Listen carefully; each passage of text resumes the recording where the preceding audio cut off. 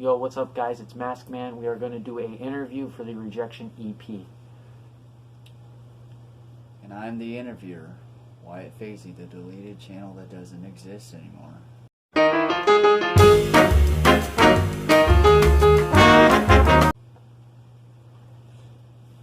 Now, when did you first think of this EP? Okay, this was a while ago. It was in 7th grade. It was basically a month after I dissed John, right, which is my third most viewed video. Please don't go watch that. That track sucks compared to me now.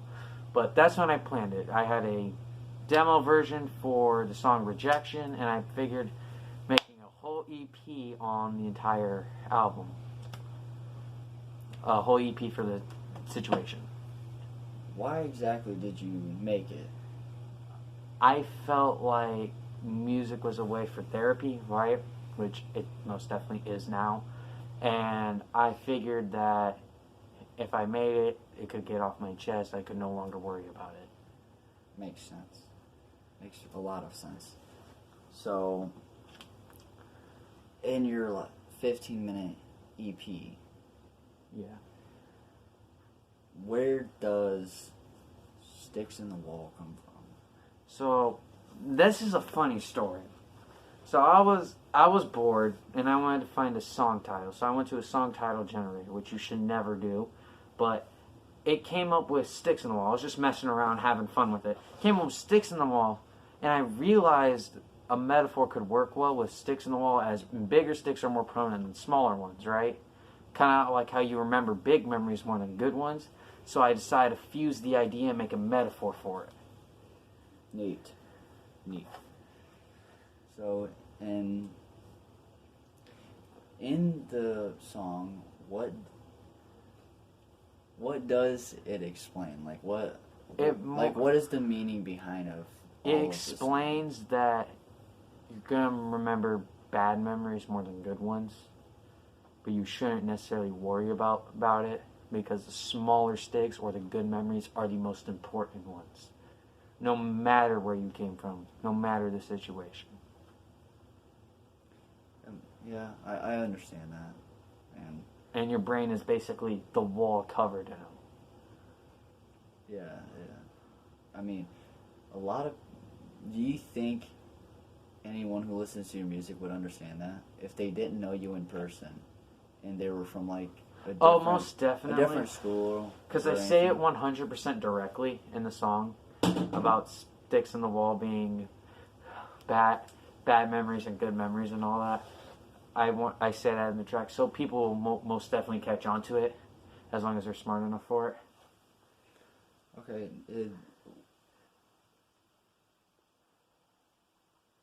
Was there any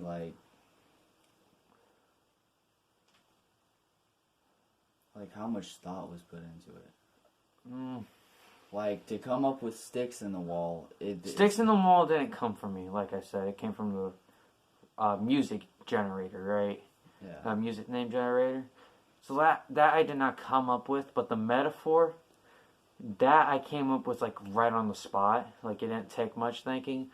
But the actual lyrics itself was kind of hard to come up with, because I needed to make sure it was at least 2 verses long, and that was hard to come up with because, yeah, it basically explained it all in one verse, but I made sure to find different ways to explain it in the second one.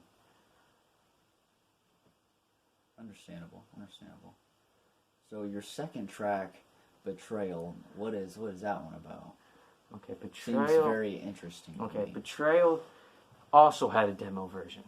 This was at first about our band teacher leaving Niles for St. Joe, right? But later down the line, while I'm making it, I'm like, you know what, this is petty, and I decided to rewrite the entire track, the entire thing, right? So I make Betrayal, and it is about how simply people will betray you in life, and I go through some of the stories of mine, right? The first verse, I'm not really going through the story. The second verse is where the story really kicks in. So I make sure to reference Julius Caesar because the term backstabber comes from that event where Julius gets backstabbed by one of his friends. Legit stabbed in the back, you know? Well, yeah. So I made sure to reference that.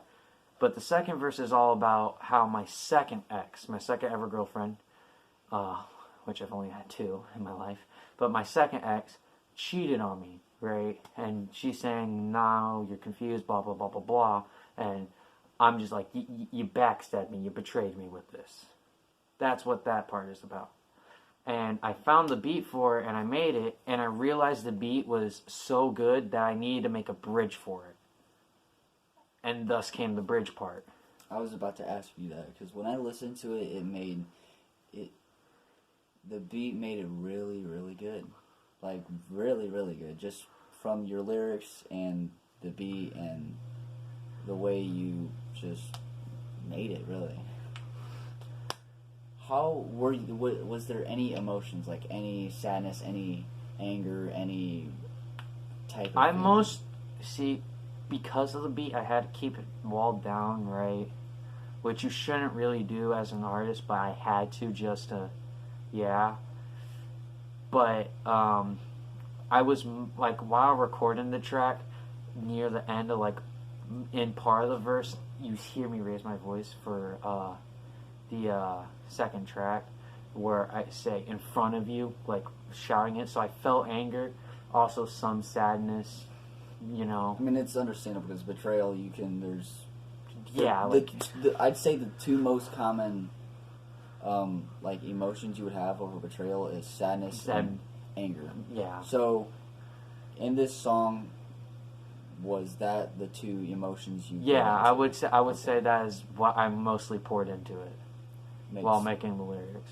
Makes sense. Now, the third one, Rejection. Oh, boy. What's that one? How'd you feel with this one? Okay, so this song originally was 5 pages long. I kid you not. 5 pages. Why didn't you make it like that? Because I lost the music for it. So I lost those lyrics. But, and plus it wasn't that good anyways. But Rejection, it more came about because, I know this sounds creepy, but May 8th, which was a Tuesday in 7th grade, which I believe was 2017 or something like that, 2017 or 2018, I can't remember the year, I got rejected for the first time, right? I was ready to date again this girl I really liked. I got rejected. And personally, at the moment, I didn't feel nothing. I was just like, oh, okay, that's cool.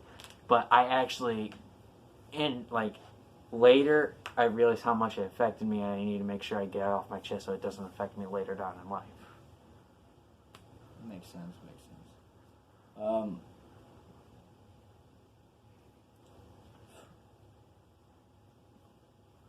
So in it, there's...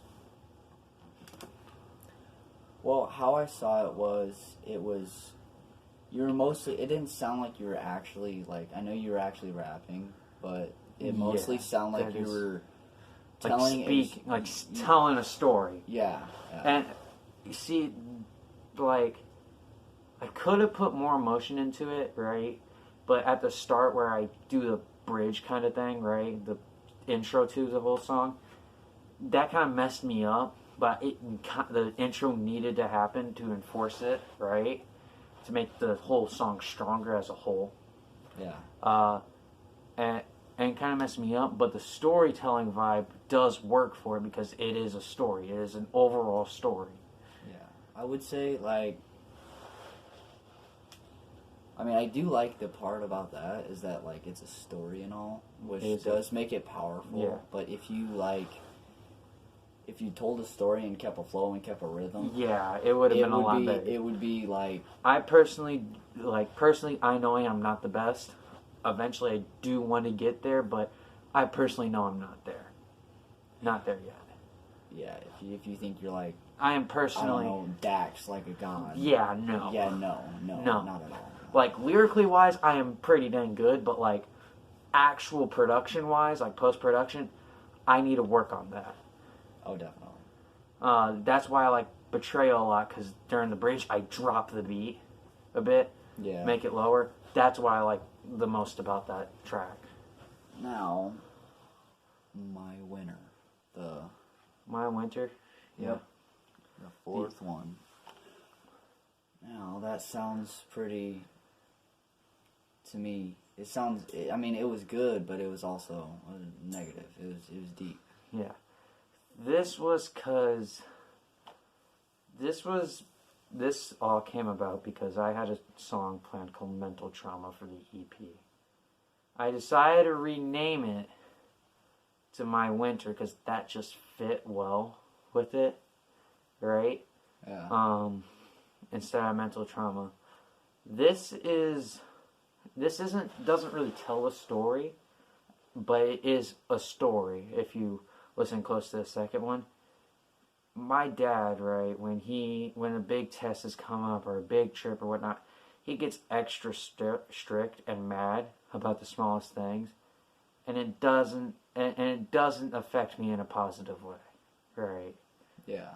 And I'm more trying to point this out. And during those time periods, I just feel like nobody's there, even though I know people are there. I get what you're feeling. I feel that. Like the people who should be closest to me feel like the farthest away. So that's where that track came about.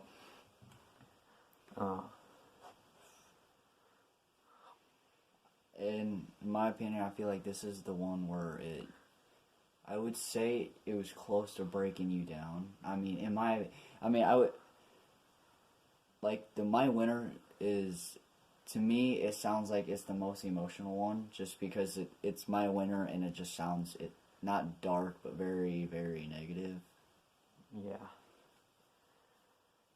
Which is understandable. Yeah. I mean, there's I made the way more track songs. around the end of July recently, right? The end of July 2019, because we were going on to Wisconsin Dells for my birthday, right? Yeah. He also had a big test coming up too, and Wisconsin Dells is a 5-hour drive. He was getting really strict and mad, my argument with my mom and all that, and the trip almost got canceled because of the whole thing. And yeah. Why was it called My Winter when it was made in the summer? That's the whole point of it, because it's called My Winter. Like I said, I'm stuck in a cold place, but it's the middle of summer, right? I made the track in the middle of summer, exactly, pretty much, right? I'm saying, like, these happen throughout the year, right? Yeah. So I'm not not depending on the temperature. I'm warm and cold. No, it depends on the mood. That's what I'm trying to get across. Like, you can be cold on the hottest day of the year. You can be warm on the coldest day of the year. Oxymoron. Neat. So, I'd say probably one of my favorite. Stop Wasting My Time. Okay. Now, where does Stop Wasting My Time? Is this like? This is more toward a person. This is not towards anybody. This doesn't tell a story at all. If it kind of does, it kind of doesn't. It's not ignorant. It's nowhere near ignorant, but it has that influence. Has that influence on everything. Stop Wasting My Time comes from how. So in the first quarter of school, right? I was playing football, doing my own YouTube and music hobbies, and I also had homework to worry about, and biology just sucks. It just sucks so much. Oh my god. But my parents were getting on me about homework and chores and all that. It was getting me ticked off. I wanted to do what I wanted to do. I wanted to do me, which, yeah. I wanted to do me, right? But also make sure I kept people happy so I could stay happy, right? That that is where the part where it says, you know how there's choices in the world. Well, I need to know, who do I please? Do I keep my parents happy? Do I improve my grades, or do I keep me happy, or something along those lines, right? Yeah. And in reality, it's like, I have to do all of these. For me to stay happy, I gotta make sure my parents are happy with me, and I also have to make sure I get better grades, so I get off my back about everything. Yeah. So even though I'm asking these questions, it's really one definitive answer, all of them. How'd you feel writing this? Because it doesn't seem sad. It seems, to me, it seems more like you're just stressed out. Yeah, I was just stressed. Fun fact, I wrote this on a piece of paper, like legit in class. So normally I write all my lyrics on an app that tells me what rhymes with what. This was complete skill. How long did it take you? It took me about 20 minutes to write, I would say, I think. Originally, the track would have been 1 minute and 50 seconds long if it was just the choruses and verses. But I added the bridge right off the spot, right as I was recording it, because I noticed how long it was, to extend the length, but not only still get my message across. Neat. Good. Now, the last track, Uphill Battle. Now, this, when I first, was about to listen to it, I had a feeling it was about, kind of motivational. Motivation. You're just trying to, fight and keep up with whatever. Yeah. But in reality... But what exactly is that about? Okay, so Uphill Battle's life. That's the best way I can put it. It is life. You have to be able to fight people with... You have to be able to fight this uphill battle, this keep forward slope and all that, and throughout your entire life. And personally, I am not religious, but in case people are, right, I made sure to say, even in the afterlife, you continue fighting this battle. You know, it just never stops. And that's why I say I'm just staring at this cliff that's bigger than Everest. Because it is a steep cliff. And I also reference that I like to make sure everyone else is okay. And I don't focus on me. Hence why I say I never stop moving, but I stop to help others reach their destiny. Which is also a secret little name drop of my sister, because her name is Destiny. And that's the person I help the most, even though she, says she hates me and all that. You're just being a brother. Yeah. So. It's, so, yes, I'm emotional and all that, but it is also motivational at the same time. It's confusing. It's kind of a mixture of stress, mad, sad, and motivation all at once, poured into one track. If that makes sense. Oh yeah, it makes sense. I can see why it's the longest one of all the songs. Mostly, yeah. I think because you probably put the most work into it. Maybe, I mean. Fun fact, right, I was going to do the Reverse album, and when I canceled it because of technological issues, in fact, I just didn't really enjoy it, I was like, alright, I have to add one more track to make up for this. Thus, Uphill Battle came about. Okay, yeah. So, how do you feel making this album? 1 out of 10. 1 out of 10. Like, goodness, or how do I feel? Like, what do you feel? Do you feel negative? Do you feel happy that you have that off your chest? Yes, like, some of the things, yeah, some of the things I'm still struggling with, I know will never stop, right? But mainly Rejection, the actual song Rejection. I'm personally glad to have that off my chest. And it helps a lot to have it off my chest. So so I would be like, 9 out of 10 that I'm glad I got off my chest and all that. The actual album itself, I'm not egotistical. I like to keep it real. I give it like an 8 out of 10, personally. And then in terms of actual emotion put into it, I would give it about 7 out of 10. Okay. So, Rejection EP, okay. So how I see you is, you seem like seems like you listen to NF a lot. Oh, yes, and I do. I'm not Yes, saying I you're. do. I'm not saying you're rip off NF, but I'm saying that you're Inspired. and you're putting out. Well, I'd say a teenage NF. He's much older. You're much younger. Yes, that is. I want to. Yeah, I'm not gonna explain why that is, because that's gonna be something else. It's gonna be for something.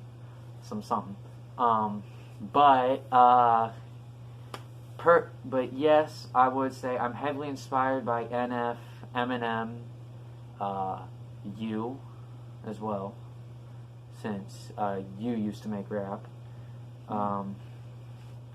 I am inspired by all of you. Eminem, he has that hard stuff, but he also has those sad stuff like "Beautiful" from Relapse.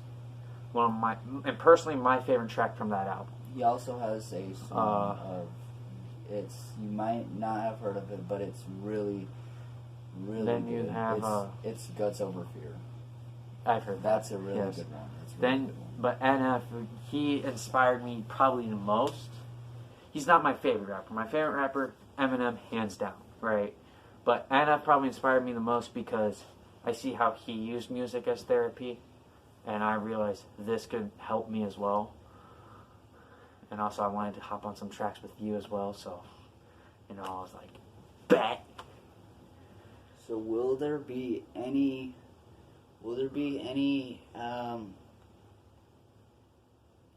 albums where it's not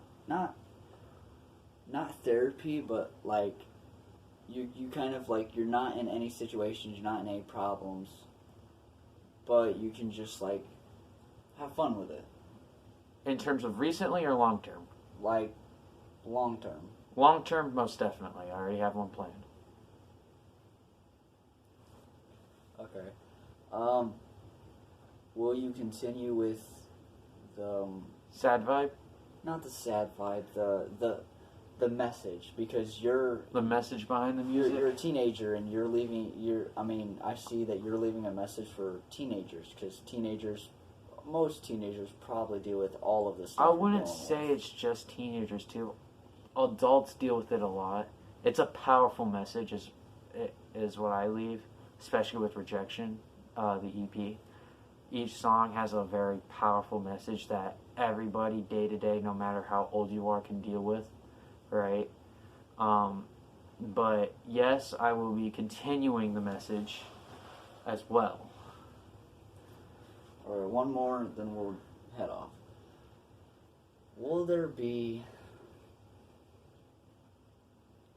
What will your next album be like?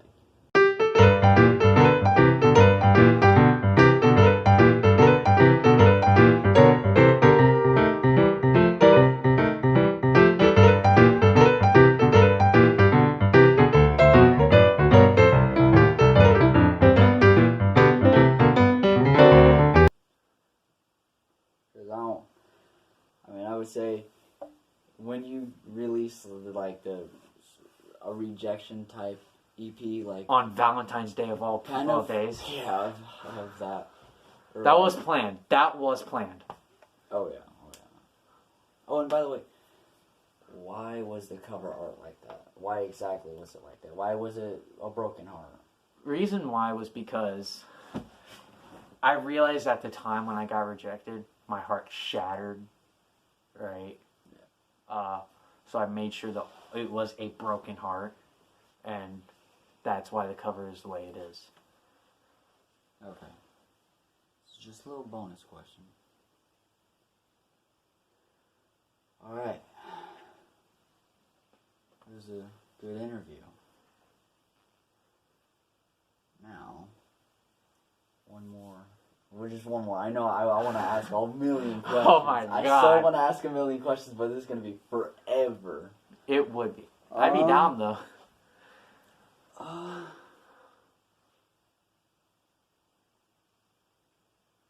You gonna collab with anyone on YouTube? Not on like as a YouTube as. I know other like what Crip does, where he makes friends with small YouTubers, then he goes and collabs with them. Like other people that are like my size.